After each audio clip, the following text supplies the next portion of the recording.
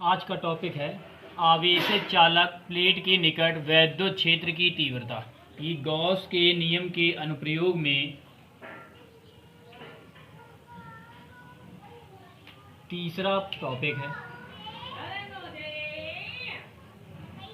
आवेशित चालक प्लेट के निकट वैद्युत क्षेत्र की तीव्रता ज्ञात करने के लिए हमें एक प्लेट बनाते हैं। ये एक प्लेट बनाई, इस प्लेट को एक समान रूप से धन आवेश देते हैं तो यह धन आवेश प्लेट के दोनों पृष्ठों पृष्ठ 1 और पृष्ठ 2 पर एक समान रूप से वितरित हो जाता है।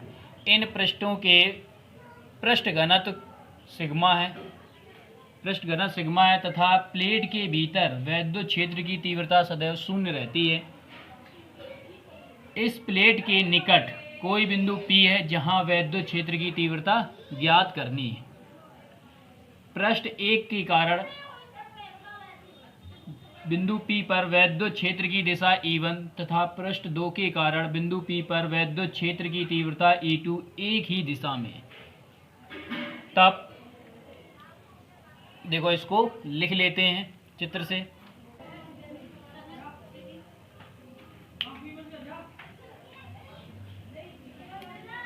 तो ये फिगर से लिखा है। माना एक आवेशित चालक प्लेट को, ये एक आवेशित चालक प्लेट है, को आवेश देने पर, धन आवेश देने पर उसके दोनों पृष्ठों, पृष्ठ 1 और पृष्ठ 2 पर एक समान रूप से वितरित हो जाता है। देखो, दोनों पृष्ठों पर एक समान रूप से वितरित हो जाता है। प्लेट की मोटाई परिमित है, यानी इसकी मोटाई जो है परिमित है, निश्चित है, परिमित है। दोनों पृष्ठों का पृष्ठीय आवेश घनत्व सिग्मा है। प्लेट के निकट कोई बिंदु P है, ये देखो, प्लेट के निकट कोई बिंदु P है जहां वैद्युत क्षेत्र की तीव्रता ज्ञात करनी है। पृष्ठ 1 के कारण वैद्युत क्षेत्र की तीव्रता E1 तथा पृष्ठ 2 के कारण E2 है। इनकी दिशाएं एक ही हैं, दोनों की दिशाएं क्या है, एक ही हैं। और प्लेट के भीतर वैद्युत क्षेत्र की तीव्रता शून्य है। तो ये थी भाषा। अब इसको हल कर लेते हैं। तो लिखते हैं, पृष्ठ 1 के कारण बिंदु P पर वैद्युत क्षेत्र की तीव्रता। पृष्ठ 1 के कारण बिंदु P पर वैद्युत क्षेत्र की तीव्रता, वैद्युत क्षेत्र की तीव्रता तो इसकी तीव्रता हो जाएगी E1। पृष्ठ 1 के कारण है E1। अब प्लेट के कारण क्या होता है, पिछली डेरिवेशन में हम निकाल चुके हैं, सिग्मा बटे में 2 एप्सिलॉन नॉट, ये आया था न्यूटन प्रति कूलम। इसके पिछला वाला डेरिवेशन लेक्चर नंबर पढ़ना होगा, उसमें ये हमने ये सिद्ध करवाया था। अब लिखते हैं, पृष्ठ 2 के कारण बिंदु P पर वैद्युत क्षेत्र की तीव्रता।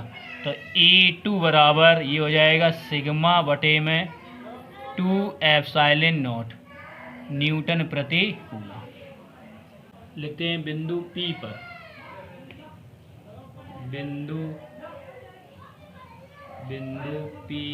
पर परिणामी वैद्युत क्षेत्र की तीव्रता, परिणामी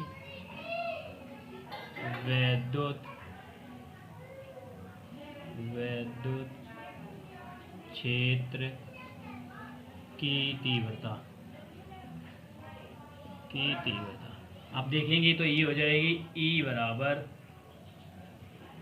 बराबर बिंदु P पे निकाल लें। E बराबर क्या हो जाएगा, E1 प्लस के E2।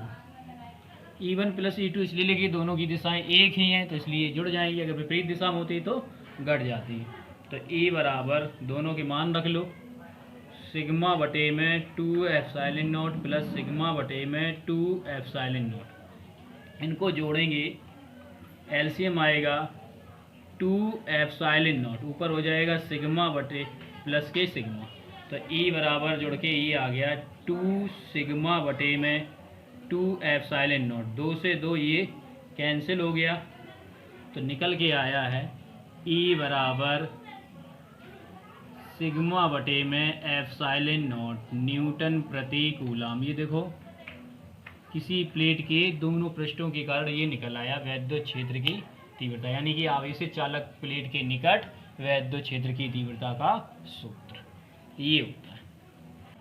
ये है तीसरा गॉस के नियम का अनुप्रयोग। तीसरा क्या है, समान पृष्ठ घनत्व की, यानी कि घनत्व कैसा है उनका, पृष्ठ घनत्व समान है। ये तो समान पृष्ठ घनत्व की निकट स्थित, इन पृष्ठ घनत्व के निकट स्थित, एक ये देखो अंदर और एक बाहर निकाल रहे हैं, निकट स्थित धन तथा ऋण आवेशित, ये धन है आवेशित और ये ऋण आवेशित समांतर अचालक प्लेटों, दोनों ही अचालक प्लेटें और कैसी हैं, समांतर हैं, के बीच में तथा बाहर वैद्युत क्षेत्र की तीव्रता ज्ञात करनी है। याद करनी है इसको, देखो हम चित्र से लिख भी सकते हैं। कैसे लिखेंगे, माना दो, यहीं से उठा लेते हैं, माना समान पृष्ठ घनत्व की दो समांतर प्लेटें ए तथा बी हैं। प्लेट ए पर धन आवेश तथा प्लेट बी पर ऋण आवेश एक समान रूप से वितरित है। बस इतनी लिखनी है इसकी भाषा, लिख लेते हैं। देखेंगे माना, अब पॉइंट बनते हैं। नंबर 1 पॉइंट बनता है इसका, नंबर 1 हम प्लेटों के बीच निकालते हैं, लिखते हैं। सबसे पहले निकालते हैं प्लेटों के बीच, या इसी को हम कह सकते हैं बिंदु P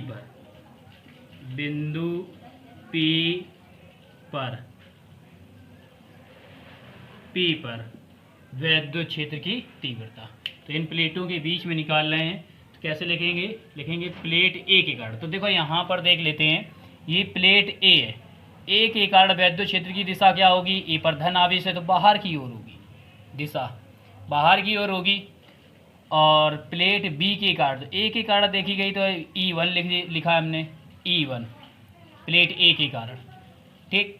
और प्लेट बी के कारण अगर बिंदु P पर वैद्युत क्षेत्र की तीव्रता देखी जाए तो क्या होते हैं, प्लेट बी पर ऋण आवेश और ऋण आवेश पर क्या होते हैं, वैद्युत क्षेत्र की तीव्रता की दिशा क्या होती है, वैद्युत ऋण आवेश की ओर होती है दिशा, और धन आवेश से बाहर की ओर होती है। धन आवेश के लिए, धन आवेश है तो इसके लिए वैद्युत क्षेत्र की दिशा क्या होगी, बाहर की ओर होगी। और ऋण है तो ऋण के लिए वैद्युत क्षेत्र की दिशा क्या होगी, अंदर की ओर। तो देखो यहाँ पर ऋण प्लेट के लिए देखेंगे ये E2 अंदर की ओर, इसी की ओर है, और धन प्लेट के लिए देखेंगे E1 ये बाहर की ओर। तो बिंदु P पर निकालेंगे वैद्युत क्षेत्र की तीव्रता। तो देखो लिखते हैं, प्लेट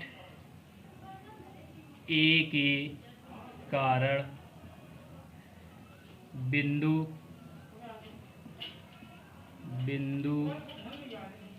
P पर वैद्युत क्षेत्र की तीव्रता, वैद्युत क्षेत्र की तीव्रता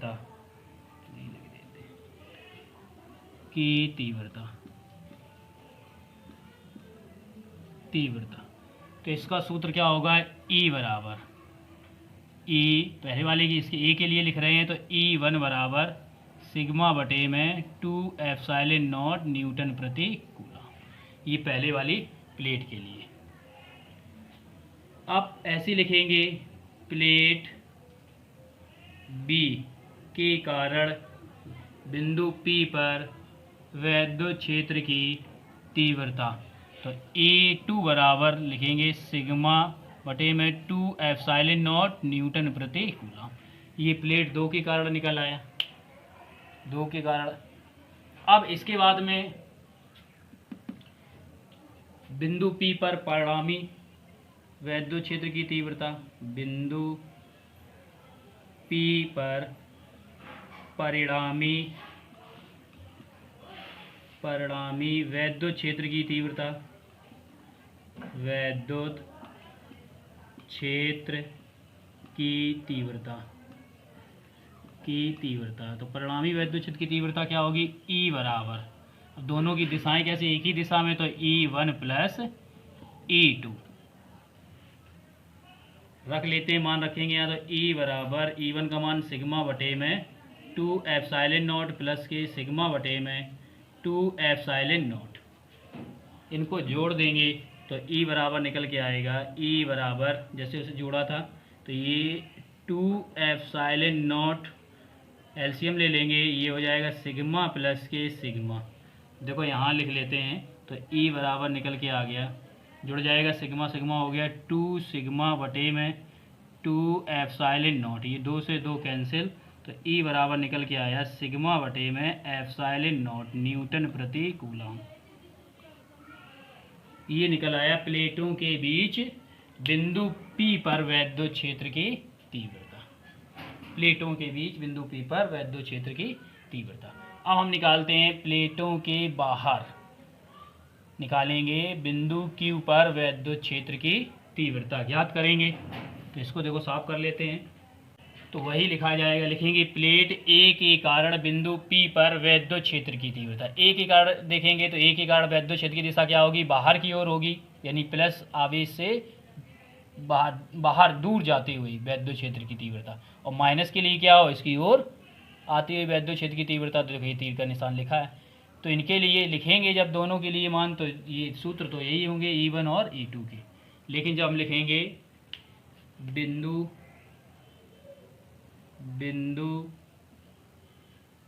Q पर परिणामी वैद्युत क्षेत्र की तीव्रता, परिणामी वैद्युत क्षेत्र की तीव्रता, तो ये भी हो जाए E बराबर। अब E यहाँ देखो, E1 की दिशा इस तरफ है, E2 किस तरफ है, तो ये क्या हो जाएगा E1 माइनस के E2। E1 माइनस E2 करोगे तो E बराबर, E1 का मान है सिग्मा बटे में 2 एप्सिलॉन नॉट माइनस के सिग्मा बटे में 2 एप्सिलॉन नॉट। अब दोनों ही सेम है तो ये कैंसिल हो जाएंगे, E बराबर आ गया 0। यानी लिखा है दो आवेशित प्लेटों के बाहर वैद्युत क्षेत्र की तीव्रता हमने निकाली, तो क्या निकली है वैद्युत क्षेत्र की, जब दो, एक पर धन आवेश है और एक पर क्या है ऋण आवेश है, इसके कारण हम बाहर वैद्युत क्षेत्र की तीव्रता निकालते हैं तो उसका मान क्या निकलता है, 0 निकलता है।